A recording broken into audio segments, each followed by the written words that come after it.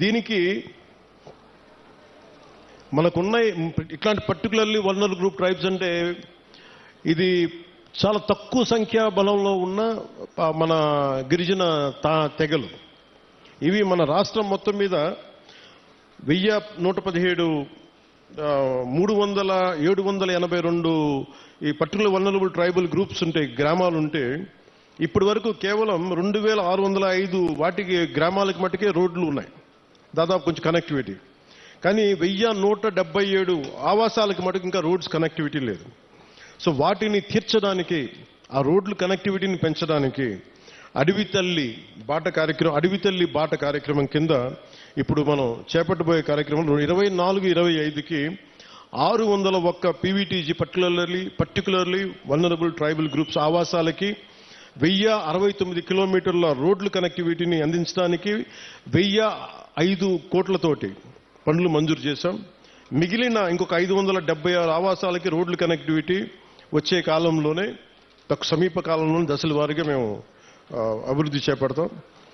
అలాగే 2000 దీంట్లో 1000 కోట్లు ఎలా వచ్చినాయంటే, ఒకటి రాష్ట్ర ప్రభుత్వం నుంచి 49 crores 49 కోట్లు గ్రాంట్ అయితే, మనకి ఎన్ఆర్జీఎస్ కింద జాతీయ ఉపాధి హామీ పథకం కింద దాదాపు మనం 400 కోట్ల రూపాయలు మన జాతీయ ఉపాధి హామీ పథకం కింద మనం దీన్ని ఖర్చు పెడుతున్నాం ఈ రోడ్లకి. అలాగే పిఎం జన్మన్ కింద 555.61 కోట్లతోటి 206 రోడ్లకి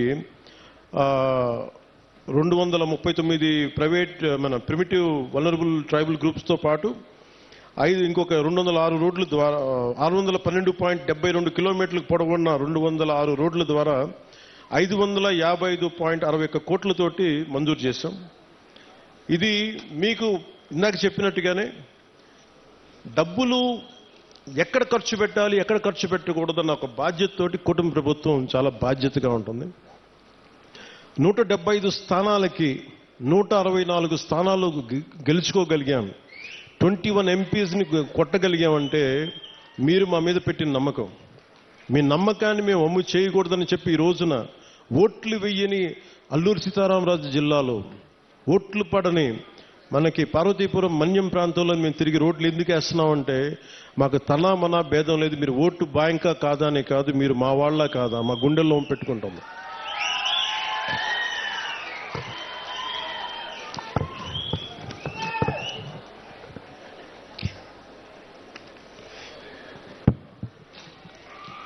అలా ఇందాక కోడి తెగకు చెందిన గిరిజన మహిళలు చేసిన దింసా నృత్యం చాలా అద్భుతంగా ఉంది. వారికి నా ప్రత్యేక ధన్యవాదాలు తెలియజేసుకున్నాను.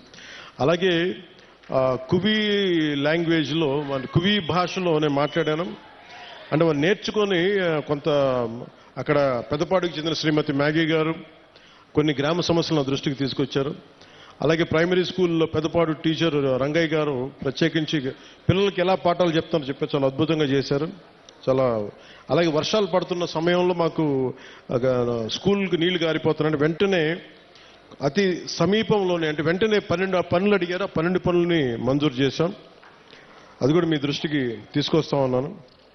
2018లో నేను ఇక్కడ ప్రత్యేకించి అరకు ప్రాంతంలో తిరిగాను. ఇక్కడ అరకు ప్రాంతంలో తిరుగుతున్నప్పుడు చాలామంది యువత, ఆ రోజుల్లో కూడా నాకు గంజాయి ఎక్కువగా వెళ్ళిపోతున్నారు, యువత గంజాయి సాగుకి వెళ్ళిపోతున్నారు, దాన్ని నలిగిపోతున్నారు జీవితంలో. నేను ఒకటే చెప్పాను ఆ రోజు కూడా, మన అరకు మన పాడేరు సెంటర్లో కూడా చెప్పాను. గంజాయి అనేది మటుకు ప్రత్యేకించి అది ఒక సామాజిక రాజకీయ సమస్యగానే చూడాలి, ఆర్థిక సమస్యగా చూడాలి తప్ప దానిని కక్ష సాధింపుగా ఉండకూడదు. దాన్ని దయచేసి ఆ రోజైతే ఏం చెప్పాను, ఈరోజు కూడా అదే చెప్తున్నాను.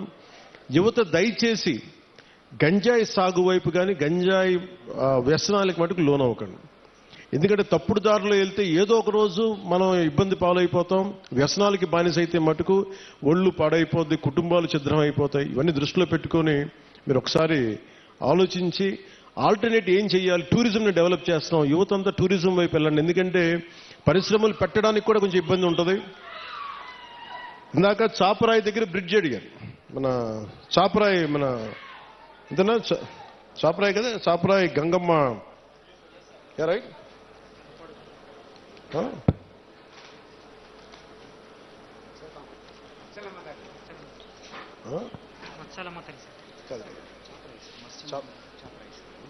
చాపరాయి దగ్గర బ్రిడ్జి అడిగారు, మిగతా గ్రామాలకు వెళ్ళడానికి ఇబ్బందిగా ఉన్నాయనేది. ఒకటి నేను మీకు ఈరోజు మాటిస్తున్నాను, ఆ బ్రిడ్జి ఎలా ఉండాలంటే పర్యావరణాన్ని ఇబ్బంది కలిగించకుండా, చూడటానికి కొండలు మధ్యలో ఏ అడ్డంకి లేకపోతే చాలా అందంగా ఉంటుంది విజిటర్స్కి రావడానికి కానీ టూరిజం కానీ. అందుకని టూరిజంకి ఇబ్బంది కలగకుండా, పర్యావరణానికి ఇబ్బంది కలగకుండా ఎలాంటి బ్రిడ్జి వేస్తే చూడటానికి బాగుండాలి, అలాగే గ్రామస్తుల కష్టాలు కూడా, గిరిజన తెగల కుటుంబాల కష్టాలు కూడా ఎలా చేయాలనేది నాకు కొంత సమయం ఇవ్వండి. కానీ నేను అందుకే నడిచాను, ఆ నీళ్ళలో జారిపోతూ ఉంది, రాళ్ళ మీద, ఆ చాపరాయి మీద, ఆ గడ్డ మీద నడుస్తూ ఉంటే జారిపోతూ ఉంది. అందుకే నేను అర్థం చేసుకున్నాను నా కష్టాలని.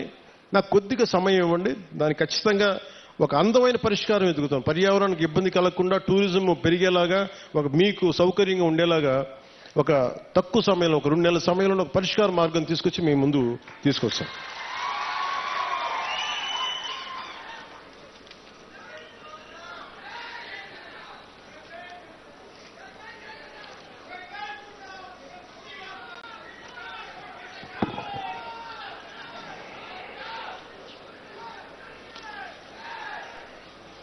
అంటే మనం ఒకసారి పెద్ద పనులు చేయడం వీటన్నిటికంటే కూడా చిన్న చిన్న కష్టాలు ఇంకొకరికి ఆనకపోవచ్చు. కష్టం, నా కష్టం కూడా ఎప్పుడు ఒక కష్టాలు. నేను ఒక గిరిజన గ్రామంలో ఉంటే, ఒక తాండాలో నేను పెరుగుతూ ఉంటే, నాకు నిజంగా నా సోదరుకో ఎవరికో ఒక చిన్నపాటి ఇబ్బంది వచ్చి నేను హాస్పిటల్కి తీసుకెళ్ళినప్పుడు రోడ్డు సౌకర్యం లేక డోలీ మీద తీసుకెళ్ళాలి అంటే ఎంత కష్టపడతామో, ఎంత ఇబ్బంది ఉంటుందో నేను అనుభవించకపోయినా కానీ నాకు ఆ కష్టం నేను మనుషుల్ని చూసి అర్థం చేసుకున్నాను.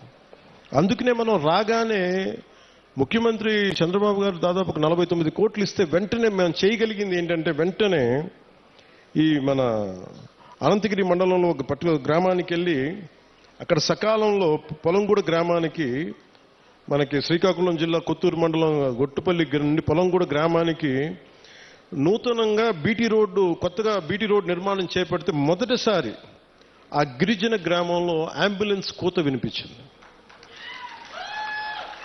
అంటే సకాలంలో సరైన సమయానికి అంబులెన్స్ రావడంతో ఒక గిరిజన గర్భిణీ మహిళ సకాలంలో ఆసుపత్రికి చేరి ఒక ఆరోగ్యవంతమైన శిశువుకి, ఒక బిడ్డకి జన్మనిచ్చింది. ఈ రహదారి ద్వారా 6 గిరిజన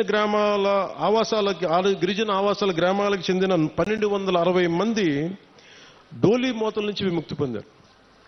ఇది ఒక అద్భుతమైన, ఒక 10,000 మందికి పనిచేసేది కాకపోవచ్చు, ఒక డబ్బులు రాకపోవచ్చు, ఓట్లు రాకపోవచ్చు, దానివల్ల ఆదాయం డబ్బు ప్రభుత్వానికి రాకపోవచ్చు. కానీ మీ కష్టంలో మేము ఉన్నాం. మా కూటమి ప్రభుత్వం ఇది మంచి ప్రభుత్వం, ఆ ప్రభుత్వాన్ని కూడా నేను వాటన్నిటికంటే కూడా మీకు అండగా నిలబడే ప్రభుత్వం కూటమి ప్రభుత్వం.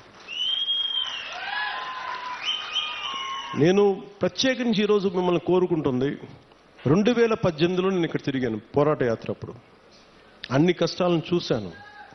ఎందుకంటే నేను కార్యకర్తలకు కూడా, జనసేన నాయకులకి, జనసేన కార్యకర్తలకు అప్పటికీ చెప్పాను, ఇప్పటికీ చెప్తున్నాను. అలాగే మన కూటమి నాయకులందరితో కూడా నేను ఈ భావాలని పంచుకుంటా ఉన్నాను.